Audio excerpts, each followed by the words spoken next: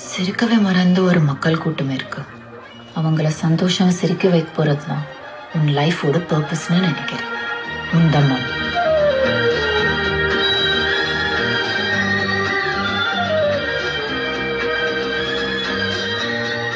வயசானவங்க குழந்தைங்கன்னு இந்த இடத்துக்குள்ளேயே அடப்பட்டு வெளியிலேயே வராம நிறைய பேர் இருக்காங்க. எல்லா நோயும் சிரிக்க வச்சு குணப்படுத்திடுவாரு. இவளே ஒரு குழந்தை, அவ கையில ஒரு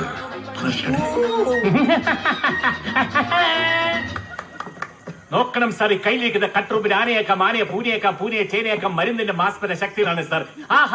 സിരിപ്പ് ആസ്പത്രി അമ്മേ.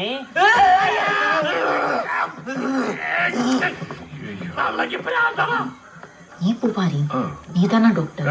ஆம், இதுக்கு கம்பவுண்டர் போய் சொன்னால அது ஒரு மாதிரி ஒன்னும் இல்ல, இவர் தான் மெயின் டாக்டர். நான் கம்பவுண்டர் தானே.